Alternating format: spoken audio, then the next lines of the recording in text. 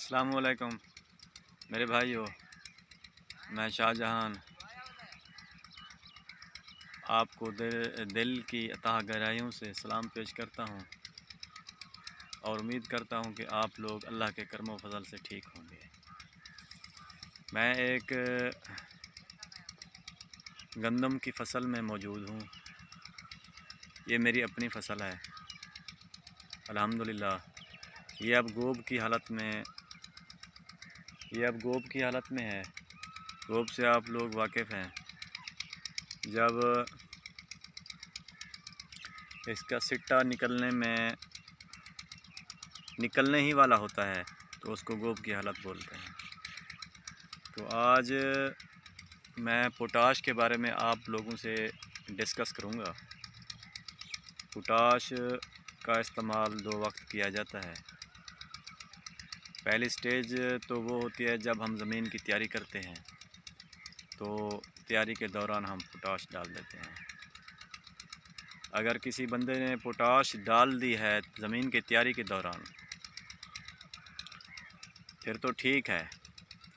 अगर किसी ने तैयारी के दौरान पोटाश नहीं डाली तो अब जब कि इसका जो मरला है गंदम का, आप लोग इसमें पोटाश डाल सकते हैं। इस फसल का आप लोग विज़िट करें, देखें इसको बाखूबी। ये सिट्टे निकल रहे हैं, ये देखें। गोब की हालत इस तरह होती है। अब इसमें से सिट्टा निकलने वाला है। तो कहने का मतलब ये था, जिस बंदे ने पोटाश नहीं डाली, अब पोटाश डालने का वक्त है। पोटाश से हम अपनी पैदावार में इजाफ़ा कर सकते हैं। तकरीबन 4 से 5 मन जो हमारी औसत पैदावार होती है, उससे जो है 1 बीघे की पैदावार, मतलब अगर किसी बंदे की 1 बीघे की या एकड़ की पैदावार अगर आती है 60 मन, तो पोटाश डालने से हम 70 मन तक चले जाते हैं। पाकिस्तान में बहुत कम लोग ख़र्चा करते हैं।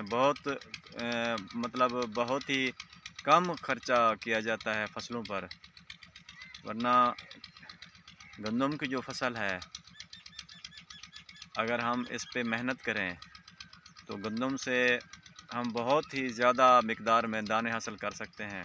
क्योंकि अल्लाह पाक ने एक आयत में फ़रमाया है कि एक दाने से 7-7 बालियाँ और हर बाली में 100-100 दाना, मतलब कि एक दाने से 7 बालियाँ निकलती हैं तो उसमें 100-100 दाना होता है।